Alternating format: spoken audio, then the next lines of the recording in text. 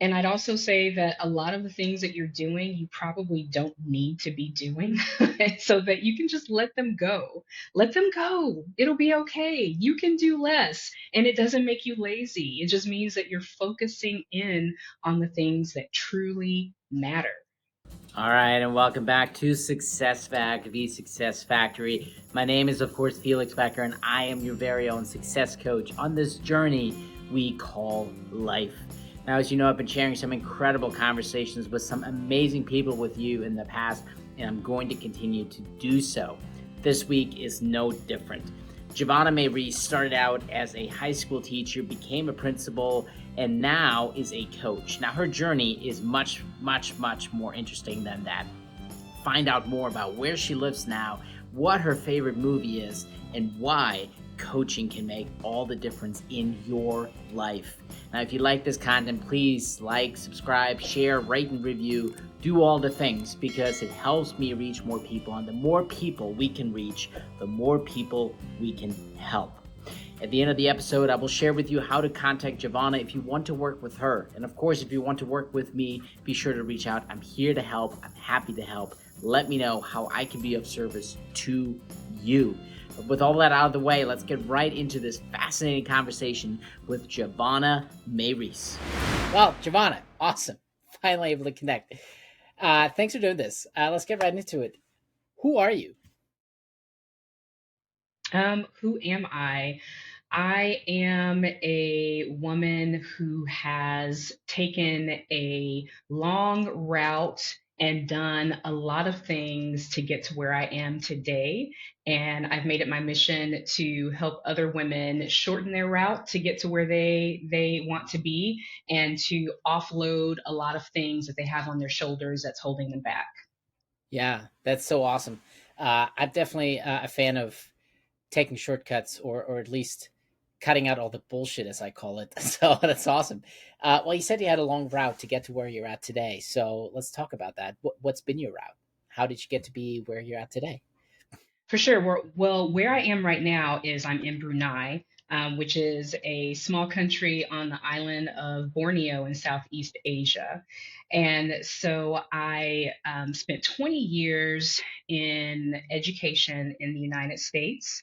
Started out teaching and eventually worked my way into administration. But prior to that, going back even further, I grew up in a military family. So I traveled quite a bit, lived in Germany, went to school in Germany for a bit. And I knew I always wanted to move abroad.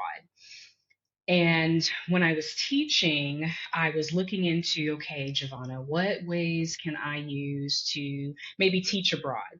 Um, and at the time, I was married. And so it wasn't an option with the partner that I had. And once that marriage ended and my son and I were together at the time, I thought, okay, now's the time I can start looking into teaching abroad. But right then, I got my first promotion into administration. And so, you kind of get the golden handcuffs on where you're getting more money, more responsibility, and you're upgrading your lifestyle, and so you're hesitant to change any of that. And that's where I was. And but it was always in the back of my mind. And so I taught English online to adults across the world. um, and then I became a principal. And anyone who's kept up with the news knows that the state of education in America has changed quite a bit. There's a lot of things that are on the shoulders of teachers and administrators. And honestly, it was very tough. I found myself just questioning if I was making a difference, if this was the right path for me. And then I met someone, and we ended up getting married, and we both love travel, and our plan was, okay, I've got 10 years until retirement. I'm going to move abroad. We're going to move abroad then, or when my son graduates from high school, something like that. And then the last school year was just so, I'll just say, awful. Was physically assaulted, cursed by parents. It was just tough. And I was talking to my husband, and he just said, "What are we waiting on?" And I said, "You know what? What are we waiting on?" And so I just started applying and decided on a country. Several countries made offers, and Brunei just spoke to me. It spoke to my heart, and I sold my house. We came here with 21 suitcases, and we've made a life here, and it's been fantastic. And all the while I'm doing this, I'm also working on my coaching business at the same time. So I had a lot going on, but as soon as I got here, it was like a culmination of all of these things I've been working towards slowly for like the last, 15 years or so. Yeah, no, that's fascinating. So, when you're talking education and being a principal, what are we talking about? Like elementary, middle, high school? Like No, where? high school. High school? Okay. Hmm. Whereabouts in the states were you a high school principal at? I in Texas. Texas. Okay. All right. You know, I always say, I fully agree with you, by the way, on our educational system. And I always say this country would be so much better off if we gave the Department of Education the same amount of funds that we do the Department of Defense.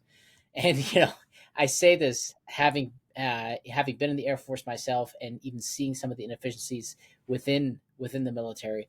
But yeah, the educational system really needs a big overhaul, and it's really a sad uh, state of affairs if you think about. That's the future of this country, right? Those are the people that are going to be the leaders and the people that are going to be running this country, and we're not investing in that. We're truly not investing in the future of our country, and that's it's kind of sad, if you ask me. So, um, and yeah, so kudos to you to pick up that fight while you did, because that's not an easy fight to fight for sure. So I appreciate you doing that. Um, so before you were a principal, you were a teacher. What were you teaching? Is that was that English as Um, well in high school, or Yeah, what was your yeah, subject? it was English. Well, when I talk about my journey, it's, a journey, like I said, of figuring out what I did and did not want to do. And so actually I was a print journalist before I went into teaching. And so I taught English, but for the bulk of my teaching, I taught newspaper journalism, photojournalism, creative writing, but I also taught English, advanced placement English to upper level high school students. So yeah, that's what I taught. Yeah.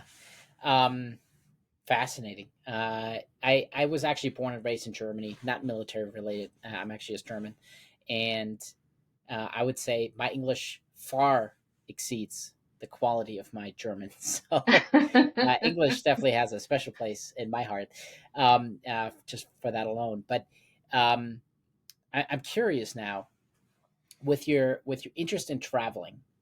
There's a lot of people who grow up as military children who loathe the idea of moving. Growing up and moving all the time, picking everything up and starting fresh. To some people, when they get to be adults and get to make their own choices, they want to settle down. They don't want that movement all the time.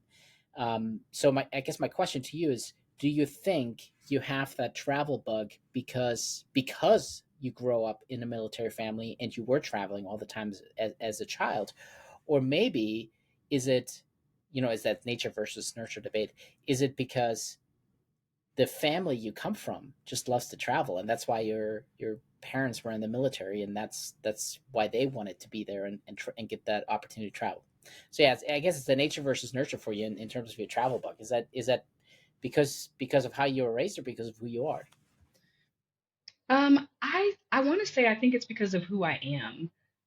I think that I've always had a desire to do new things, to do exciting things. It's not just travel. I'm in education, I think, because I love to learn and I'm a lifelong learner. And so in addition to improving my craft, learning everything about coaching, getting different certifications, I'm also adventurous, in other ways. Will take a class at the drop of a hat. I've taken a beekeeping class. I don't keep bees, but I was curious about it. I've done power parachuting, where you're essentially in a dune buggy with a parachute floating over the city.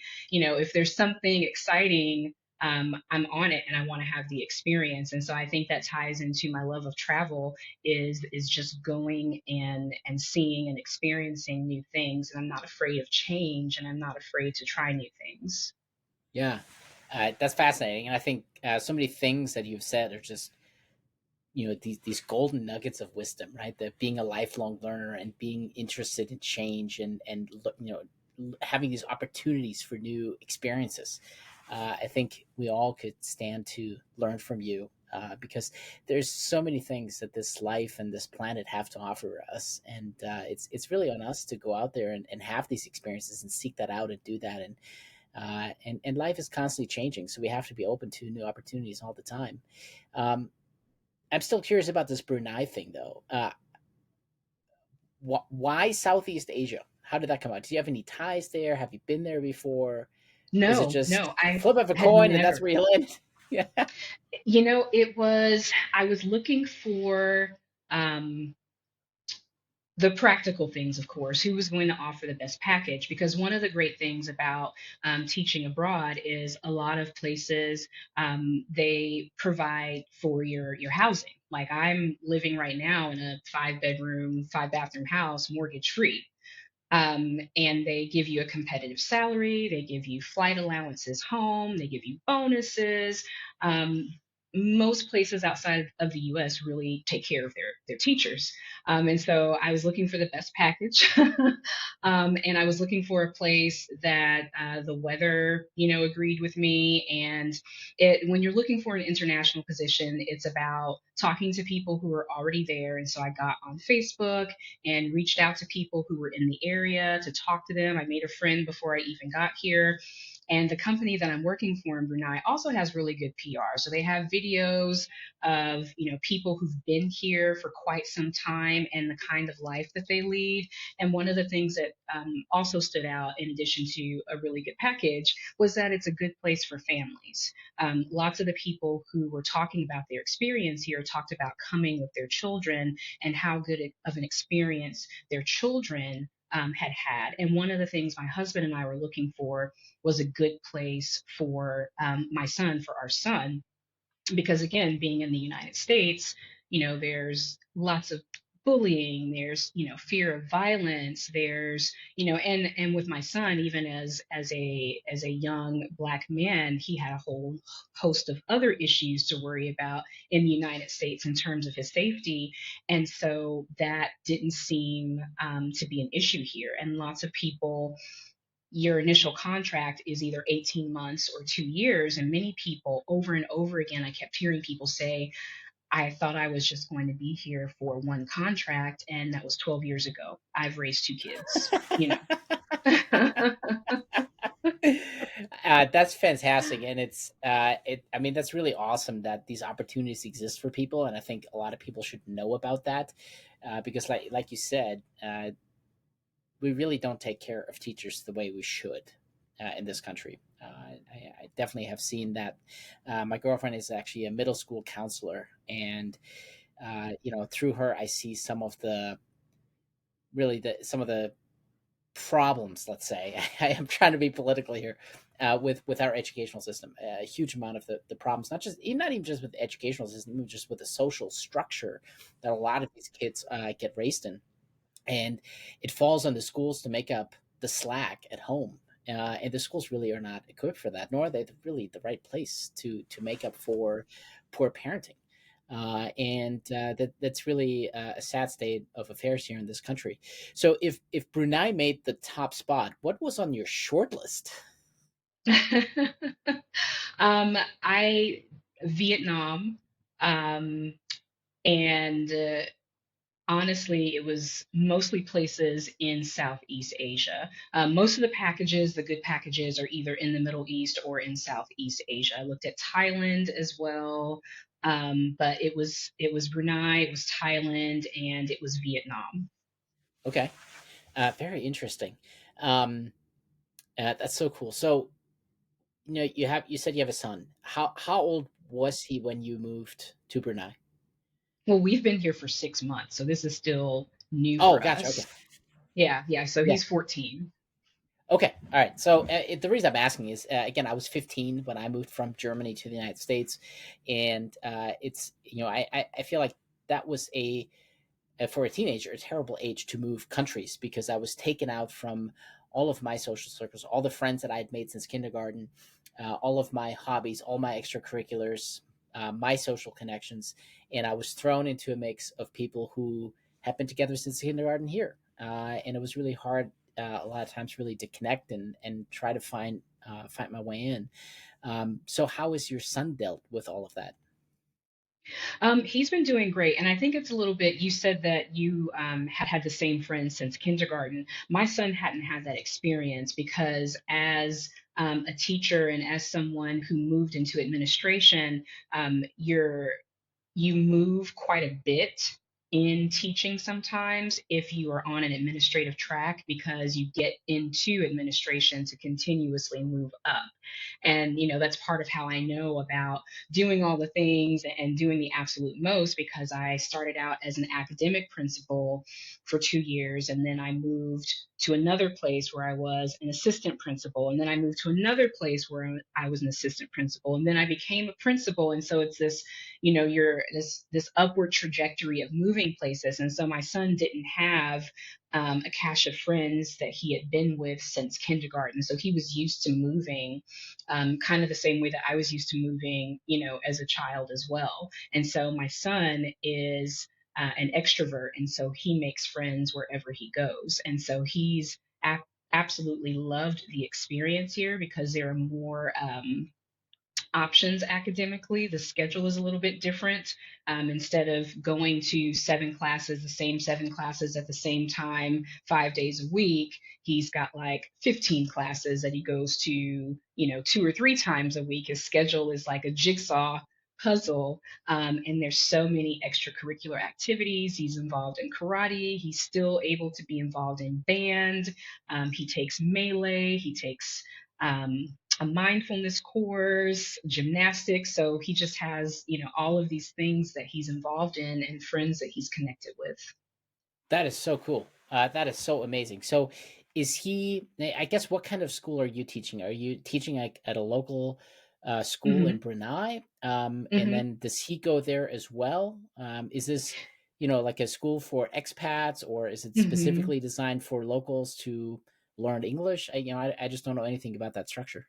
Yeah, yeah. My son is at an international school, so he's at a school with other expats and some locals. But I am at a government school, so I'm teaching local students, and I'm at a school that is actually one of the top schools in the area, and they focus on taking the O-level exams. They're college-bound students, and so these students they know English and they're focused on doing well on their exam so they can take the next step and go to college. So that's awesome. Tons of opportunities for him. What does the educational system look like for him after high school? Then coming out of Brunei, does he have opportunities to go to college if he so chose, either there or Mhm. back in the states, or what does that look like? The world is his oyster. He has the opportunity to go to the states or go elsewhere. Um, right now, my son is set on joining the Navy. He's taken up an interest in the military, so we'll see. He's 14, so there's time for that to change. He may follow through with that. I don't know, but he's focused on going into the Navy right now. Okay. All right. Yeah. No. I mean, like you said, the world is his oyster, and there's definitely Hmm. oysters in the sea. So if he, if he joins the Navy, he can probably see a ton of those. That's fantastic. I truly love that. So you obviously have a huge background in education. As I could hear that it's really near and dear to your heart. Where does coaching fit in? How did that come about?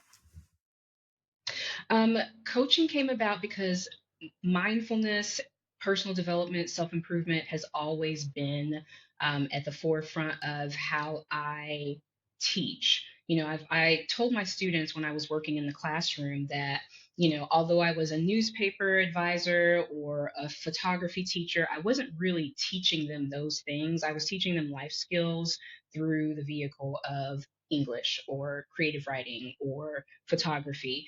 And so I've always been curious and motivated to help other people improve their lives and reach the goals that they want to reach. Um, Working with my students, I would start the year off with a Myers Briggs test. They would all know what their Myers Briggs um, was, and we would use that throughout the school year for them to kind of get to know who they are, to get to know who their classmates are, to understand how they work within the team of that classroom. Um, and so I took that on to my staff, and I would work with them on personal development. And I would, end up, if you're an administrator, you end up having teachers in your office about things that have nothing to do with their job. They're crying because they're getting a divorce, or they've lost someone in their family. And so you become someone who, if you're good at your job, you become someone who holds space for people, not just about the work that they're getting paid to do. You hold space for them to talk about the things that affect them and their life. And I've always been a strong proponent of taking care of teachers and making sure that they're well, because when they're well, they show up as the best version of themselves. And that supports the ultimate goal, which is to teach children and to be there for children. And you can't do that if you're not well. And so I became a coach so that I could do a better job of supporting my teachers in various things that they needed support with. And then I also ended up becoming a certified yoga instructor, because I had plans before I left to begin doing breath work and mindfulness and offering that within my school district to people who needed it. Yeah. That's awesome.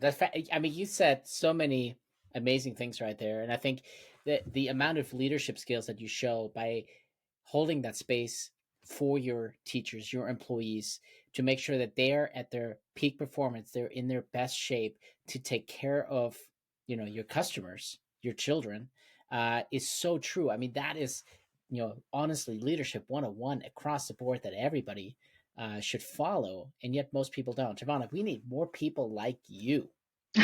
And truthfully, I really mean that. I mean that truly shows how much you care, and it also is really what leadership should be about. It's about the ultimate mission and the ultimate goal that you're trying to achieve, not about the work that needs to be done to make that happen, but supporting the people that getting the work done to make sure they're at their best, so that ultimately you can reach your mission, your goal, whatever it is that you're trying to achieve, in the shortest and the best path possible for everyone. So no, truly, this is awesome. This is really how it should be. How did you get connected with Lumia? Well, again, because I'm a consumer, I'm a hoarder of knowledge and learning. I, was always looking for places where I could learn techniques to grow myself and techniques to help other people to grow. And Lumia kept coming across my podcast suggestions or my social media suggestions. And so I started listening to the podcast. That was my first connection with Lumia. And so I was listening to the podcast, listening to it. And I think it took probably about maybe a year or so. Like the seed was planted, and then it took about a year for me to say, I think I'm going to become a certified coach. And so I joined the program, Yeah, and here we I are. mean, no, absolutely. Here we are. You're absolutely right. And Lumia definitely has a fantastic community. I think, at least from my experience, with people who are truly dedicated to the craft of coaching and helping others be better. Um, where do you see, or how do you see your future with coaching and education? Like what does that look like for you? More coaching within the educational sphere, parallel pathways, maybe ultimately leave education entirely for coaching? Like where do you see yourself going? I think right now I see it as a parallel situation, and also one in which I will be, of course, using those skills like I've always done in my day-to-day dealings with students and their teachers. I'm, not in a leadership role right now. I'm teaching students, and let me tell you, it's been um, it's just reignited my passion for teaching, to be back away from all of the bureaucracy and the paperwork and the board meetings and all of that stuff. To be back on the ground with students has reignited my passion for teaching. So for right now, I see it working parallel, but I think eventually I will probably leave education a few years down the line, I don't know when, and move into just coaching so that I can affect more change with people who need my message of, doing less and living more, because that's truly the path that I'm on, is shedding unnecessary responsibilities, um, unnecessary roles, baggage, things that I've picked up that no one asked me to pick up, but some story I told myself I thought that I did. I want to help people shed that, to do less, so that they can truly start living a happier life. Yeah, and that resonates with me so hard. I'm a surgeon by background, and so I'm a surgical coach, if you will. And the way I look at it is, I'm going to cut out all the bullshit out of your life, right? The whole idea of do less and live more is such a profound statement. I absolutely love it.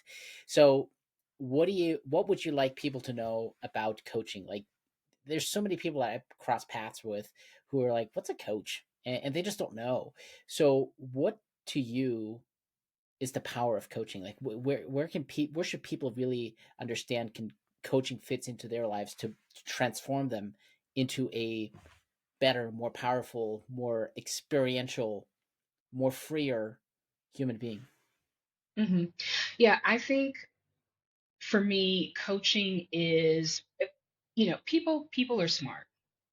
People know what to do theoretically.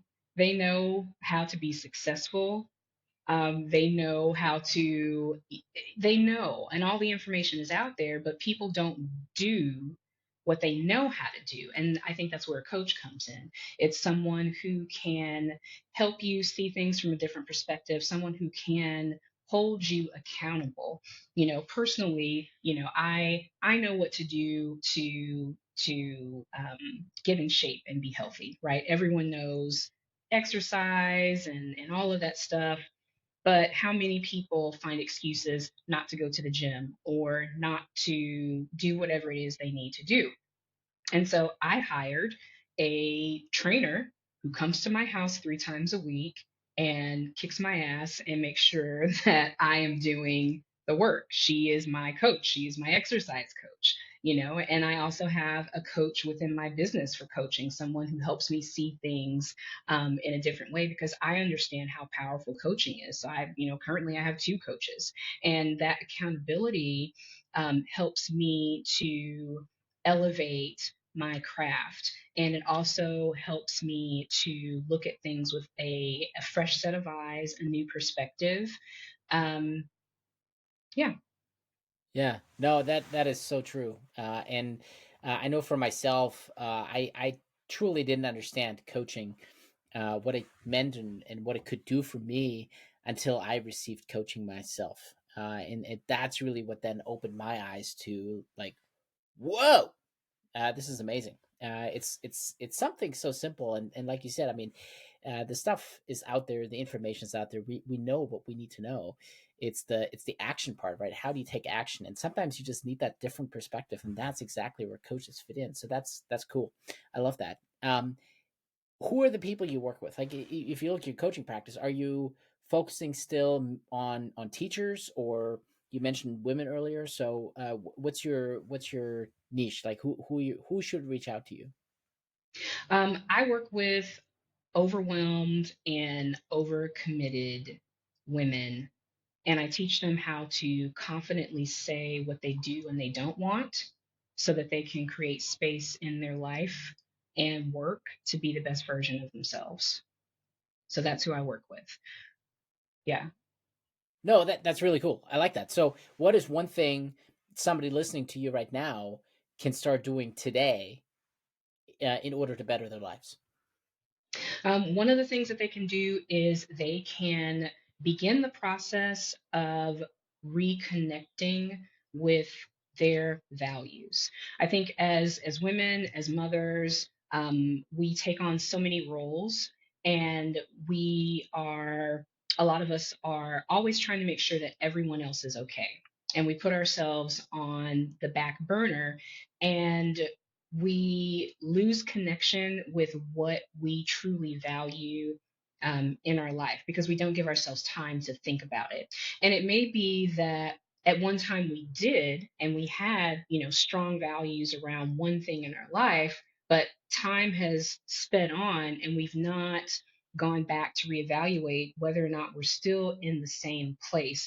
A lot of the women that I work with, they are successful on paper, things look great, but there's this feeling that something is missing, kind of like a hole inside. Maybe sometimes they feel emotional when they think about where they are in life, and they can't explain why. Because again, on paper, it looks like everything is great.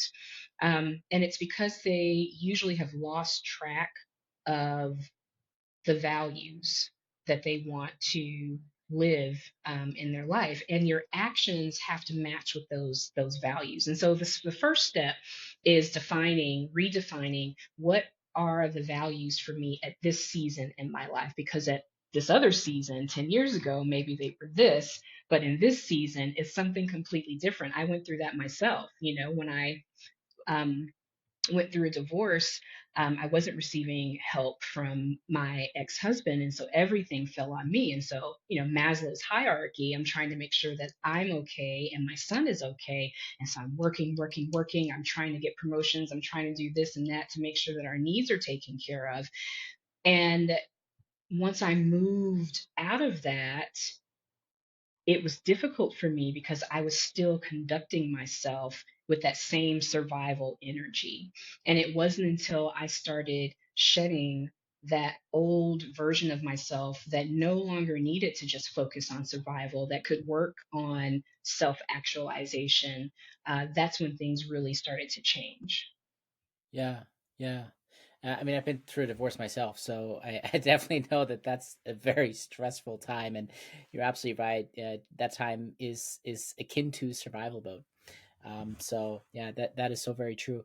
It kind of everything you're describing too makes me think it's a matter of boundaries. People lose track of what their boundaries are over time because of all these other external pressures that are on them, whether that's children or their job or the rest of the family, or like a sick parent or something.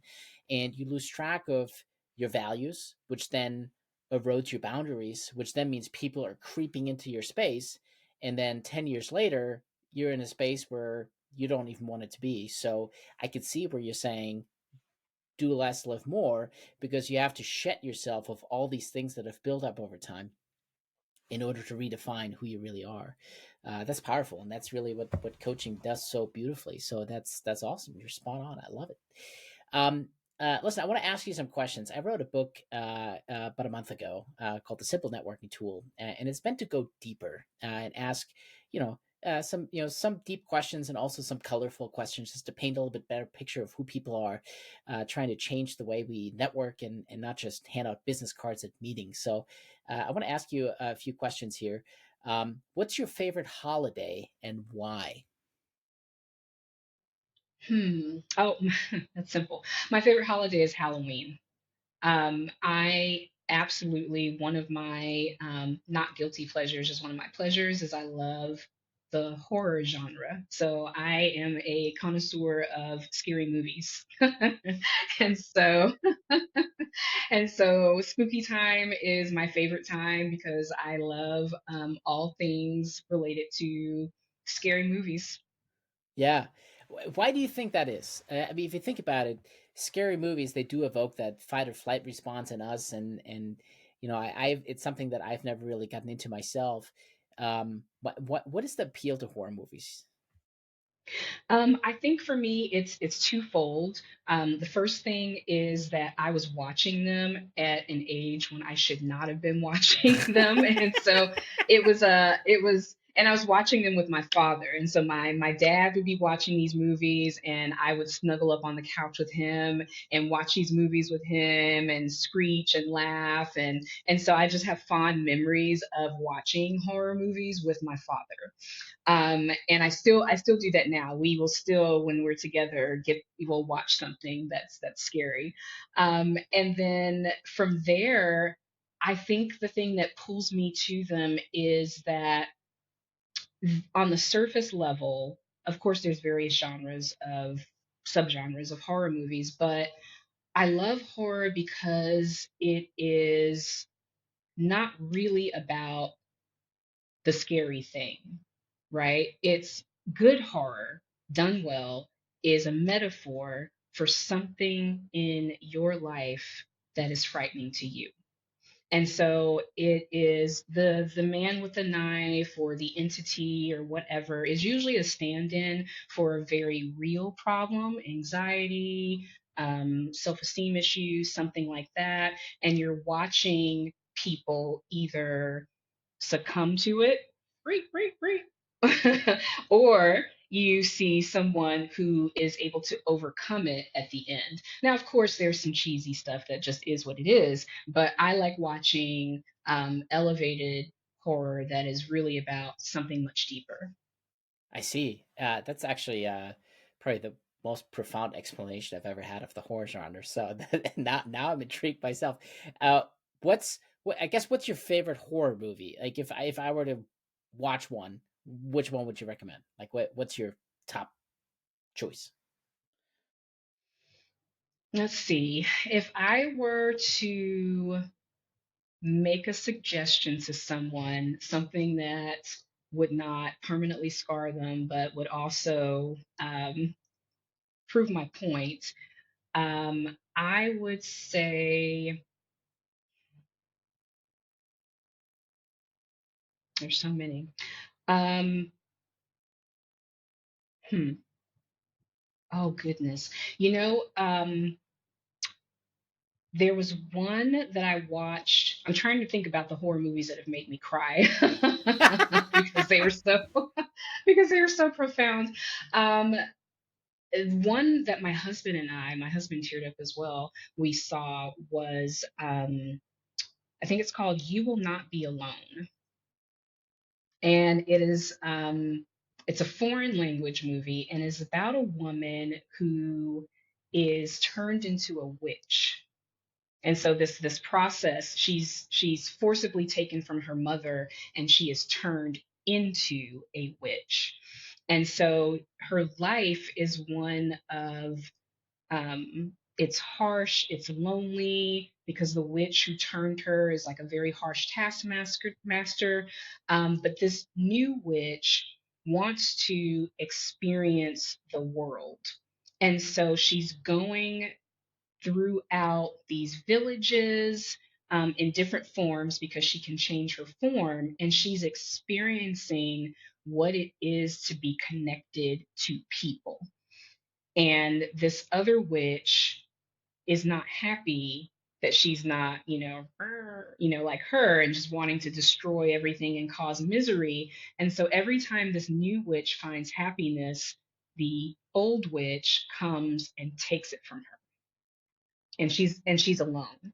But she keeps seeking out these connections despite the fact that it keeps getting taken away from her. And there's more that happens, obviously in details, but it was just a beautiful film about resilience and about connection and not giving up.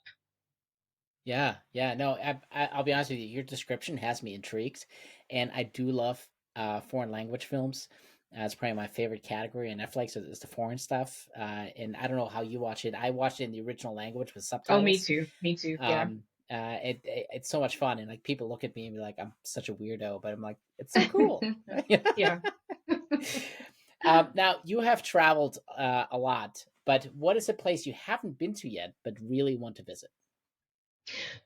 I plan to go to Fiji for my 50th birthday. That's on my list. That's happening. And also Iceland.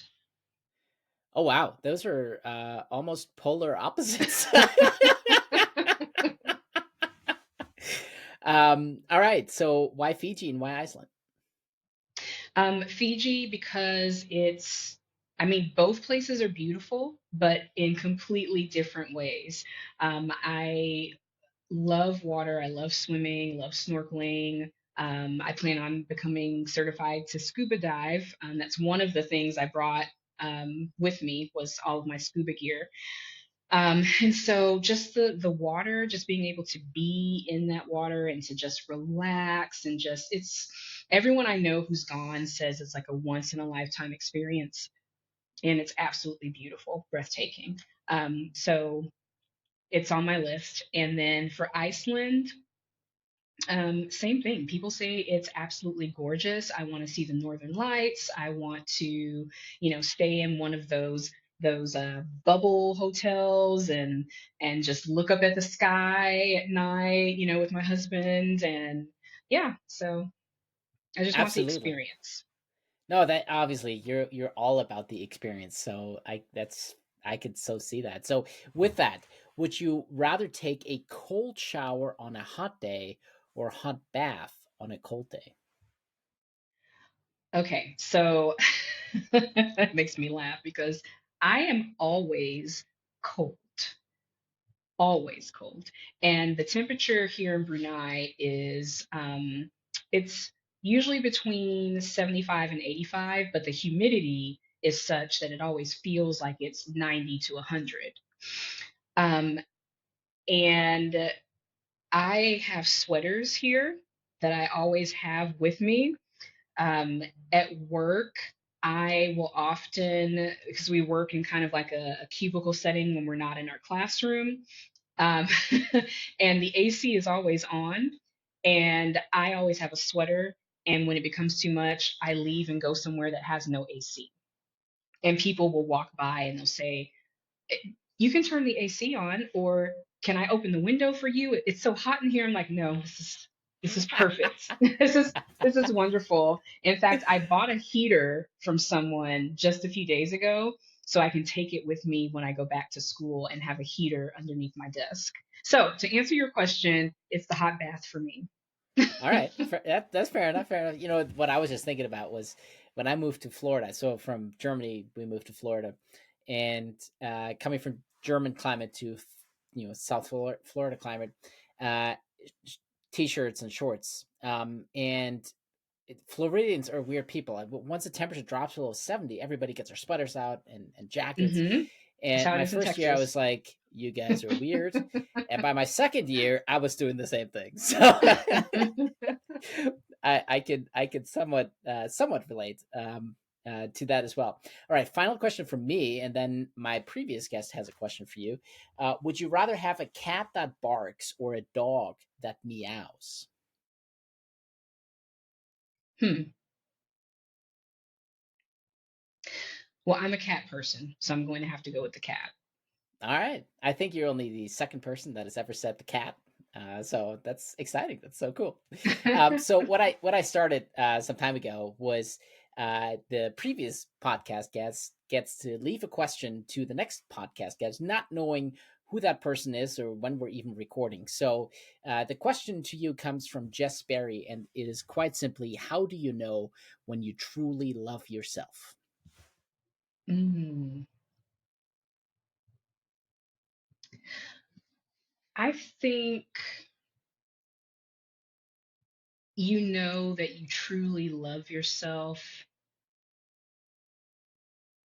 when you can just be with yourself. A lot of people um, can't be with themselves and be content with that. Um, I enjoy my own company. And so yeah, I think it's being able to just be with yourself, and that is enough. I think I could relate to that. You know, when you just said that, it made me think of a time when I wasn't really content with myself, and I really had a hard time being alone. I was always seeking out company or something other than just being alone, and I enjoy my alone time very much. But it always felt different then than it does now. So I think you're onto something there. I like that a lot. Well, now it's your turn. What's your question to the next guest who's going to be on the show? Hmm. Let's see.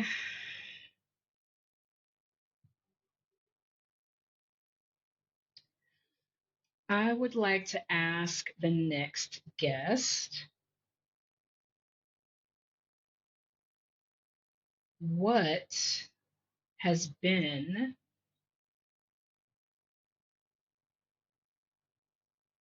what has been the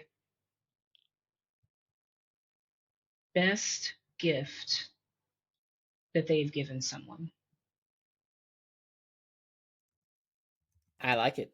What's the best gift they have given someone? Not the best gift they have received, but the best gift that they have themselves. That's a fascinating question. That's an interesting twist. I like that. All right, I don't know who the next guest is. To be honest with you, I don't know when we're Hmm. recording, but I have it written down, so I will be sure to ask the next guest that question. I have to think about that myself. Actually, what's the best gift I have ever given to someone? That's awesome. Javonna, you are a fascinating individual. Truly amazing. How can people reach out to you? Where should they connect with you? They can connect with me on my website, JavonnaMaeRhys.com. I'm on Instagram at Javonna MaeRhys, and I'm also on YouTube at Javonna MaeRhys. So any of those places, Google my name and I should pop up. That's awesome, and I'll be sure that all those links are in the description below for anybody who wants to reach out to you, connect with you. They should. You're a Oh, certainly, fascinating individual. certainly. I love Yeah, it. yeah. Well, thank you. Absolutely. Any final words you have for the world? I would just say to listen to yourself, get in touch with your intuition, and stop ignoring that voice that's telling you that you should be doing something different. Um, and I'd also say that a lot of the things that you're doing, you probably don't need to be doing, so that you can just let them go. Let them go. It'll be okay. You can do less. And it doesn't make you lazy. It just means that you're focusing in on the things that truly matter. Yes, yes, yes, and yes. Uh, awesome conversation. Thank you so much for doing this. This has been truly wonderful. You are a fascinating individual, and good luck in Brunei. And let me know when Fiji happens and Iceland. And I want to see pictures because All right, sure I'll thing. both places are on my bucket list. So I want to see what it's all about before I go. Sounds good. All right, I really hope you enjoyed that. The questions that I asked towards the end are from my new book, The Simple Networking Tool. It's a great book that redefines how we network. It's all about who someone is and not what they are. So if you want to get your own book, it's available on Amazon. If you want to learn more, there's videos about it here on YouTube. So you can check out this amazing new social science experiment. I'm so excited for it. If you do get a book and you do start your own, please let me know how it goes and what your experience is like. I'm working on the second edition and I want to make it the best one yet. So be sure to tag me, let me know how it goes. Thanks for watching.